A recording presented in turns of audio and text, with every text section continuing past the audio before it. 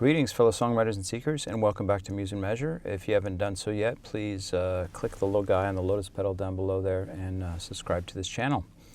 All right, Tariq from Nova Scotia asks, when you're choosing a chord progression, how much are you thinking in terms of emotional gravity rather than key or function?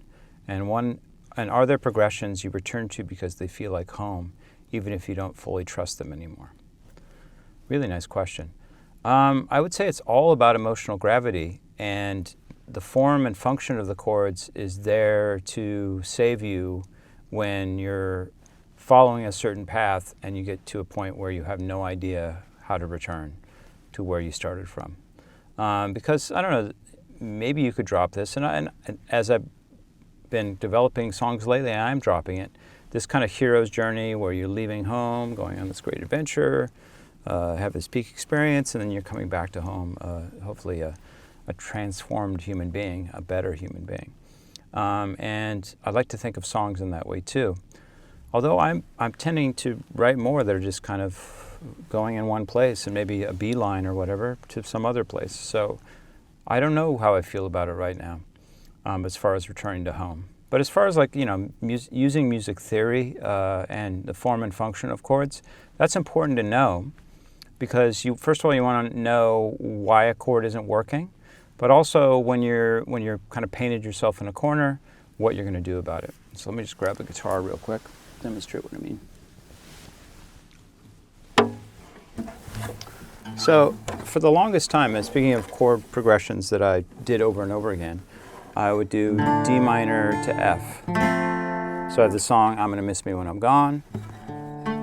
Take the whitewash to the mark. Take the fern frond to the trace. Anyways, if you want to hear the song, I'll put it down in the links. But that going from D minor to F, I used that many, many, many times. There's another song called Not For A While Anyway. Sometimes it's hard to say the things I need to say. So I kept going back to that, especially those opening chords, D minor to F, because it was a nice kind of switch from minor to major without switching the notes of the chords too much, because D minor and F are very, very similar. They both contain F and A. The only notes that are different, or in D minor it's D, in F it's C. So I liked that kind of switch without it being so dramatic. If I had just gone from D minor to D major, that's very cool when it happens in songs too, but sometimes you want things to be a little bit more subtle. Now, when it comes to music theory, if you get yourself painted into a corner, you're following the emotional gravity where it wants to go. But then you get to a point where you're lost and you're like, where the hell am I and how am I going to get back home?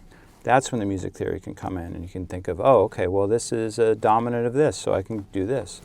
So for example, say I started with the same chord progression, D minor to F, then I did a C, then I do a E7th, okay? And I just don't know where else to go. What are my options? So this is another good thing about music theory. You can see what your options are. You can know what the options are, as opposed to just trying all 12 keys, major and minor, to see what works. Now, I sometimes still do that. I'll sometimes just try every single possible chord because I don't want to do something that's functional. But say I'm on this E7th and I want to get back to D minor. Well, if I know that E7th is the 5 or the dominant of A, then I can go to A, and I know A is the dominant or the 5 of D minor, then I'm back at home. So I go D, F, C, E7th, A, D. Okay? So that's for when you want to get back home. You need it to get yourself out of a little trouble that you made. But ideally, what we want to follow with our chord progressions is where the melody is taking us. And so if you have a melodic line that you are setting chords to, you're harmonizing, then where the melody goes, then the chords can go there. And you can be very, very creative, but you also want to be concerned about how transparent you want your chord progression to be versus opaque. And what I mean by that is, do you want to call attention to the chord progression? Do you want people to be aware that you're doing something strange or unusual with a chord progression? Or do you want them to not be aware of it and have it be more of a support mechanism for the melody? Because whenever you do anything wacky with a chord progression, that's going to become glaring for the listener. So it's something else to think about. Do I want people to be aware all of a sudden, oh, this is a big shift in the chordal structure? Or do I want it just to naturally flow along with the melody? And, you know, these are just considerations to keep. The other issue is if you are not writing your melody and you are coming up with a chord progression first to kind of riff on, and then you do your melody on top of that, then you've got to be much more considerate of what chords you're choosing and how expressive you want to be. Now, in that mode, there's so many caveats that I want to add to this and qualifiers, because there's no set rules here. When you are coming up with a chord progression without a melody, usually you want to keep that fairly simple and then maybe leave some room for embellishments of the chords or changing of chords depending on where your melody wants to go. But when you create a chord progression before the melody, you are kind of creating the environment for the melody. You're kind of creating a prison for the melody. And so you've got to be aware of that too, that you are going to limit your melody based on the chords that you choose, because the melody is just going to basically follow what you're doing with the chord progression. So I advise, if you come up with a cool chord progression that you like, that's really inspiring to you, that's great. But if you are starting from scratch, I say, create the melody first, or create the melody and the chord progression in tandem so that they can naturally evolve together, as opposed to creating a prison for your melody so it's stuck in something. Now, as far as emotional gravity, I like to just let it go where it wants to go. And oftentimes the chords will have a melody that they imply too, based on their movement. So, I've got this wacky chord progression for this new song that I'm doing called Your Leash. And the verses are da da da da da da da da da da da da da da da. So that's all over the map. And it's still functional harmony though, but it's just unconventional harmony. It's not the 1-4-5 that we're used to in rock and roll. So for the bridge section of this, well, the verse before the bridge ends on E flat. Now I want something dramatic, so I'm not going to go to a 4 or a 5 or even a 6, because those are all a little too close to home. So I'm going to do something that's out. So I'm going to take the third of the chord, or the third of the key. So if I'm in E flat, I go up 3, and that still sounds too safe, but if I make it major, all of a sudden it's something different. And if I make it major with a dominant 7 on it, it's even more altered, right? So that's what I did.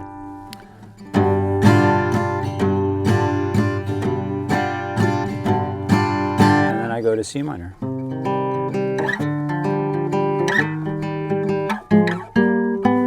Okay, so I start out with So starting with the 5, the dominant of a key that you're in, makes it seem like you already have a new key, that you've tonicized the 5. Sorry to get so technical with this terminology, but and dwelling on it, hanging on it, really builds a lot of tension. And people might think that you're going to change keys all of a sudden and be in the key of G. But instead, I'm still, in my key, but I go to C minor, and I wanted there to be movement. So staying put for an uncomfortable amount of time, and then going back to what we think of as home. So, and then at this point, I'm going to add movement to it.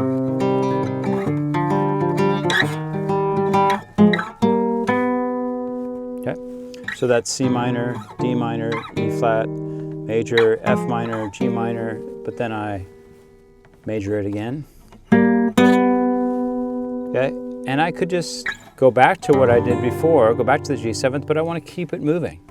So the next note in the scale after G is A, so I go to A flat, major 7th, keep moving it, that B flat, though, I don't go to the B flat diminished or whatever chord that would be in the C minor scale. I make it be a G minor first inversion, then I major it again. A flat major 7. I don't know, I'm getting too technical here with this, all this stuff. I'll put up the demo for this song pretty soon. But I think what I'm trying to get at is that the emotional gravity, you should be focused on that always. And then the technical stuff, all the music theory, which is great to learn, really important to learn, and will help your composition, mainly because it's going to get you out of your rut. It's going to expose you to new things. Many people believe that if they learn music theory that it's going to like dominate them and they're not going to be able to come up with anything that's really new and innovative. And that could be true for certain people, but that's not been my experience. And think about all the great composers and all the radical things they did, and they knew music theory like the back of their hands. You know, like Beethoven had the Steps to Parnassus, which is the classic work of music theory, knew that like the back of his hand. And he did all this radical stuff, especially in the later part of his life, in his late period. And all kinds of other musicians, like Stravinsky, you think he's too indoctrinated and brainwashed by music theory? But he's very well versed in it. And Schoenberg, all these people. You have to learn the rules in order to break them well and to know what you're doing so that, you know, first of all, you can get yourself out of trouble, but also like, okay, well, this is what's expected according to music theory. But what happens if I alter it a little bit or do something different? I don't want it to do what's expected, what the audience expects at this moment. I want it to do something new and reach some kind of new truth lyrically and musically. And so that's really the benefit of using music theory, is so that you know what is expected, what would be the typical thing to do. And you're like, well, the lyrics demand something different here. They demand some kind of growth, some kind of transgression of the norm. And that's when it's really emotionally impactful. And that's why I see a lot of songwriters who don't know their music theory just kind of disappointing me again and again, because they just kind of stick to the same 3 chords and like, okay. Not to say that there's not amazing songs and couldn't be an infinite amount of more that are emotionally impactful using those 3 chords. There are. It's just harder to do that because so many people have used it before. That road has been so well trodden that, you know, it's really hard to make a new mark on it. So I would say emotional gravity always. It's all about emotions and communicating those emotions through our songs. And then use function and form to get you out of problems, but also to show you new possibilities.